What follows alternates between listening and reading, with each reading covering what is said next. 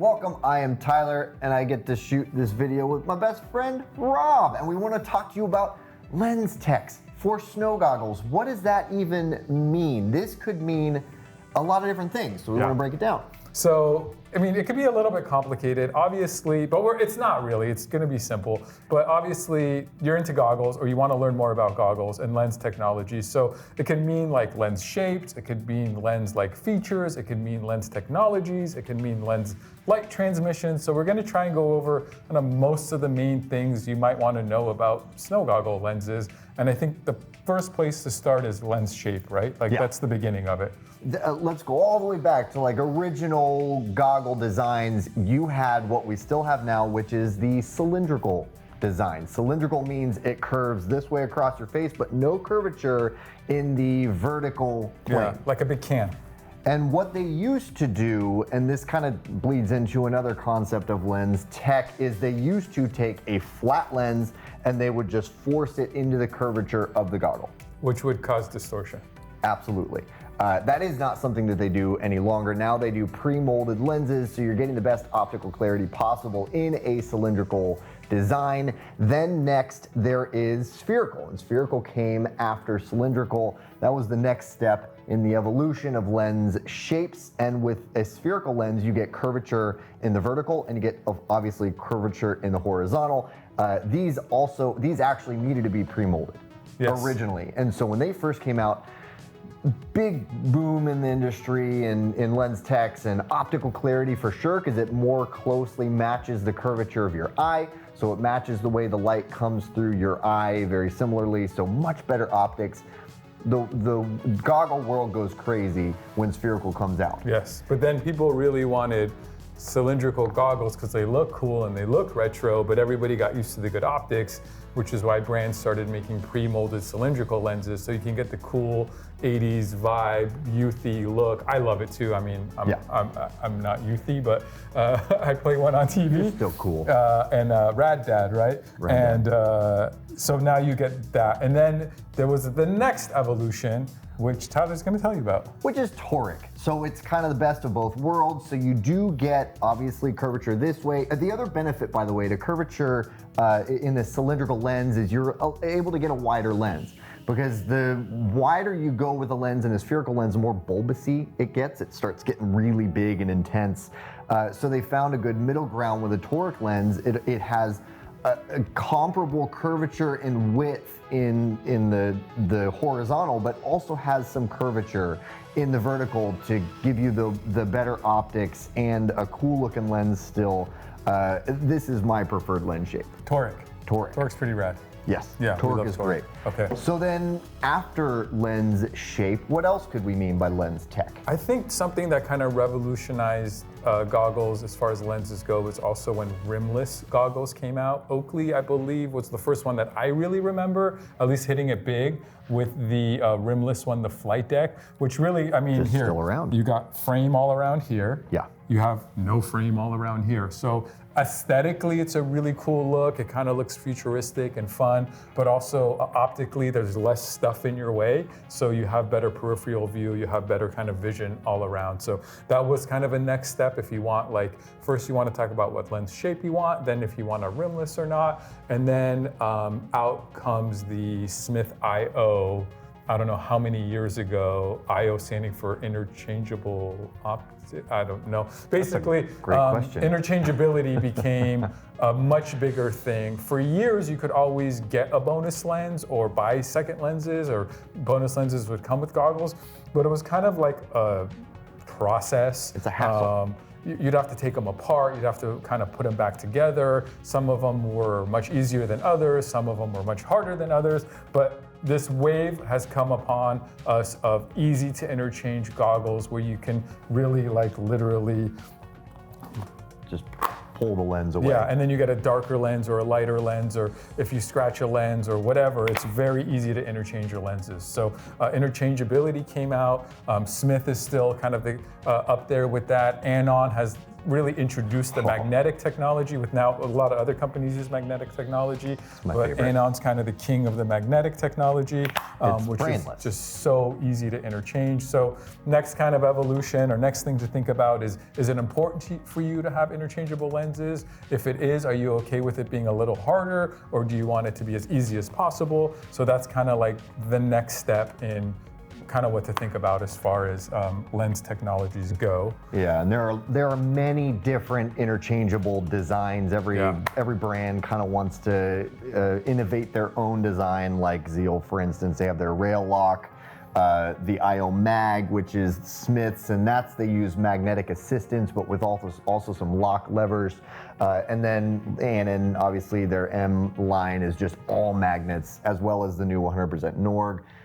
So that is something to be considering, especially if you think that you're going to be the type of person who swaps your lenses out regularly, and if you also want to be the type of person who swaps their lenses out on the mountain. If you want to maximize your time on the mountain, you don't want any downtime, you want to be able to swap lenses to have the most ideal lens at any given moment on the mountain, then obviously something like the M4 is a good idea, because you can swap it while it's still on your face. Next, there's also like some pretty cool innovations that have come out in the last season or 2 or 3 with almost like how the optics work, or where the viewpoint of the goggles start and end, kind of where the rimless technology kind of started. There's been some new kind of enhancements.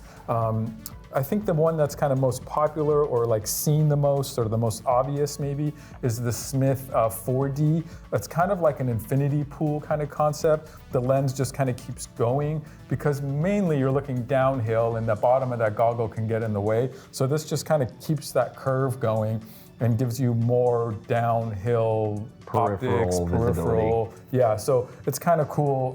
It's different. I like the innovation a lot. And then Zeal does something really cool. I forget the Their name. observation deck technology, Yeah, ODT. I've called it the wrong thing before on camera, so I'm sorry, Zeal. But Sean, you're just a rad dude. Basically, this one is a little bit thicker up top and thinner down below. So it kind of adds this tilt right here, panoscopic tilt if you're into Ray-Bans. And basically, or if you're an optician. yeah. Basically, it kind of angles the goggle for you again, so you're looking downhill. There's more viewing area downhill. To clarify a little bit, what he means by thicker is thicker material. And that is to say, the top of the lens is a little further away from your face. The bottom of the lens is a little closer to your face. Without you? Man, I don't just know. love you.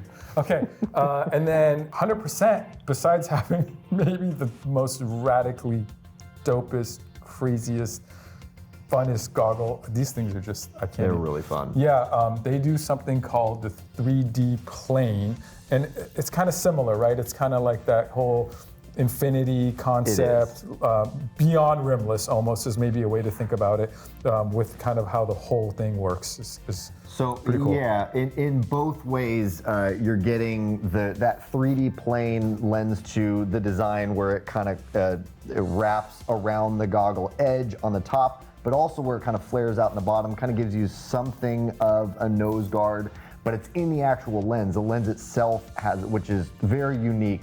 But the other benefit to that is that it stands up to torsion better with it being wrapped around the edge of the actual goggle. The goggle isn't gonna pop off. The lens, that is to say, isn't gonna pop off as easily under torsion.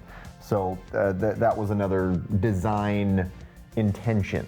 Dude, I think you know more about goggles than me at this point. I love it. Been doing a lot of That's so goggle rad. talk this Okay, season. so now within lenses also, there's a couple of things to kind of consider. The most popular thing you're gonna see, the most obvious thing you're gonna see is a mirrored lens. Back in the day, Oakley called it iridium. I think they're actually starting to use that term again. But basically, it's very obvious on these Norgs. And I think actually everything we picked, this one doesn't really have a mirror. So the mirror is going to make the lenses darker. It's gonna make it harder for people to see your eyes. It's gonna add some really fun color. Aesthetically, it can also affect the way the lens color works. Some really solid mirrors add like the opposite mirror lens color on the inside. For example, if you take a dark gray lens and put a solid blue mirror, you get a little bit of amber when you're looking through the lens, which I think is actually a good thing. Not as obvious on snow goggles because a lot of snow goggles already have some color to them, so you don't really see that as much. So maybe I shouldn't have explained it for the last minute. But be considerate, look out, that's what's happening. The mirrors are really cool, they're really popular, it's really, really bright out there. A lot of the lenses already have high contrast technology, so don't be afraid that mirror makes it a little bit darker. It's just kind of a cool thing. The idea behind the mirror and how it makes the lens darker is kind of intuitive. It reflects more light back. That means less of that light is actually making it through the lens to your eyes. And what I think Rob was getting at with the idea of the lens mirror affecting the base color is to say that generally speaking, the mirror color doesn't affect the lens color that you're looking through, but in some cases it can. Because of the mirror process, it can kind of bleed, the color of the mirror can kind of bleed into that base color a little bit. But despite that, for the most part, mirror coatings are more for cosmetics than they are for function. Again, Tyler saved me. Love it. I don't even know why I'm here. Just for aesthetic purposes, I guess. No, not at all. There's also photochromatic lenses, also known maybe as the term Transitions, which is a brand, and those are lenses that get lighter and darker on their own according to how sunny it is. Some people really like having the right lens at the right time, the right color at the right time, but don't want to deal with interchangeable lenses. Historically, photochromatic lenses for winter sports haven't worked so great because temperature can affect the way the light changes, but the brands have gotten better and better and better at that. It's actually quite popular now. Some of our best smelling, and selling lenses are photochromatic. Smith has a great one, Zeal has a great one, so lenses that actually get lighter and darker for you. I'm also here to tell Tyler not to kick the table. Yeah. See, I do have a purpose. You do. So did I miss anything about photochromatic, or should we just jump forward? No, that's great. Okay, and now the next thing to talk about is polarization. Polarization filters out reflective glare. The way it works is when the sunlight comes down from the sun, it comes in a vertical wavelength, and when it bounces off anything flat, shiny, it comes back vertically and horizontally, and that vibration is that nasty kind of glare, not brightness, but like reflective glare that you see. And the best way to minimize glare is polarization. Historically, most goggles have not been polarized. Still to this day, it's not common. The main reasons why people used to stay away from polarized is it can be hard to tell the difference between the snow and the ice because the way you see the ice sometimes is that extra glare. And also, for some people, it's really kind of a personal thing. Polarization can affect depth perception negatively. So, depth perception is the name of the game in some of these sports, especially skiing and snowboarding. Mm-hmm. But the brands have gotten better at minimizing a lot of that. Brands are now using not fully polarized lenses, but 50% polarized lenses to give you the glare reduction that you need, but not do all the negatives. I've personally been not the biggest fan of polarization for certain sports, but I'm starting to turn the corner with the better polarizations that are coming. I think it's now something to consider. Yeah, not all polarizing filters are created equal. Yeah. You can tell that immediately by, if you have any experience with sunglasses bought from a kiosk that are $10 in their polarized lenses, it's a garbage polarizing filter, and so you're not going to get the same kind of you throw on some Maui Jims and you're like, what just happened to my life? Never going back. Before we go on and talk about tint techs, which we have talked about ad nauseum because we love it so much, I want to talk about some other tint tech here. This is our prescription insert. If you've watched any snow goggle videos from SportRx, you've heard about this many times. But this I have to always bring up because this was a game changer for me. We design these. We manufacture them not only as snow enthusiasts, skiers, snowboarders, but also as opticians, which I think is super important. We have multiple designs to make sure we have the optimal fit in every goggle possible, and the optics are freaking fantastic. And also you can get an anti-fog coating. The anti-fog performance is so much better. Goodness gracious, I could go on and on and on. If you are a prescription wearer, please think about this. Now that you know, you gotta think about it. Dude, you got that pitch down. Crushed it. Okay, maybe the whole reason you wanted to watch this video was the simplest thing, which is lens color and lens tint. There's kind of four kind of main worlds to think about as far as lens tints. So there's gonna be a dark lens, for like really bright sunny conditions. A lot of goggles that have interchangeable lenses come with one dark lens. There's going to be variable lenses, which are, not the best for the sunniest day in the world and not the best for overcast days, but work really well in lots of conditions. Personally, variable lenses, I actually prefer even on the sunniest days because I like that little bit extra contrast. I'm not so worried about the brightness protection, but more about the shadows, even on a sunny day. And to clarify here, variable he is referring to is not the same as photochromic. Yeah, the lens tint itself doesn't vary. It is meant for a variable condition. It's a little lighter, so it's not as dark. But it's still fixed. Yes, it's fixed. Thank you. Yeah. Again. That's hey, 3. That's what we're here together. And then there's going to be low light lenses, something that's meant for overcast days, for whiteout conditions, bad weather, and this is going to have your most kind of boost and most kind of contrast. So a lot of the goggles that come with 2 sets of lenses either come with sunny and low light or variable and low light. And that's kind of a main deciding factor for some people. If they want the dark, since you're getting 2, do you want like dark and light or do you want like medium and light? Personally, I prefer medium and light. Some people, you have blue eyes, you might prefer dark and light. I have darker eyes. The melanin count in your eyes actually affects how light sensitive you are for some people. So that's personal. And then I actually personally prefer a little more light to my eyes because you can always squint. Yeah. There's no opposite to squinting. And so I'd rather have more light when there is less light available than less light when more light is available, if that makes sense. To me, it does. Great. And then the last kind of lens color to talk about is clear or close to clear, or lenses specifically made for night riding. So low light lenses, clear lenses, not even low light, like ultra low light, like made for night skiing, which I think I've never done it. Seems fun. I've night mountain bikes before. We should That's really this season interesting. try and get a night skiing in there. Let's get really cold. We did get a video uploaded. Check that out if you're interested in that. We've also done videos on best lenses for most conditions or specific conditions. Definitely check those out if you're interested in those specific light conditions and what our recommendations are. And then the other thing I think some people might think lens tech means is like the technology that's now really popular in lenses, like Prism from Oakley, ChromaPop from Smith, Tint technology, dye technology. And maybe it's been about 5, 6, 7 seasons or so now when this has been introduced. There's been an advancement in the way lenses are dyed and the type of dye that they use. Instead of just playing with colors and making things darker and lighter, you can actually block certain frequencies and certain colors of light more easily now. So you can stop blue light when you want to, green light, yellow light.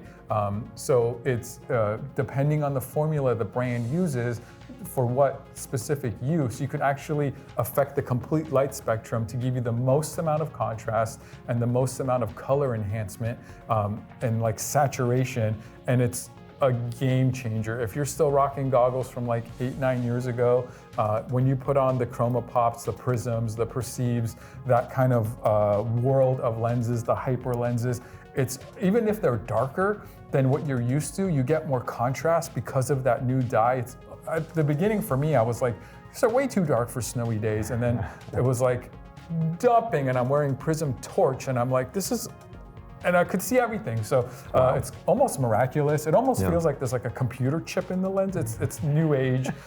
It's been out this long and I'm still this excited about it. So you know it's for real. This ended up being a very long but very fun video. I feel like it was information rich and hopefully if you knew nothing about goggles, you know a lot now, and if you knew some or a lot, you know something new. If you didn't know anything about Tyler or me, you know a lot now as well, and how much Tyler helps me in life. So thank you, Tyler. We love you. I love Tyler. Thank you so much for watching this video. If you want to see more things like this, subscribe to our YouTube channel. And if we were helpful or you just liked our beard game, give us a thumbs up. Later. Now that you know really everything you need to know about lens tech, check out our top picks in snow goggles this season. Again, throw us a like if this helped. That would help us out. And check us out on our social media outlets. We have good content there too that I think that you would enjoy. Thank you for watching.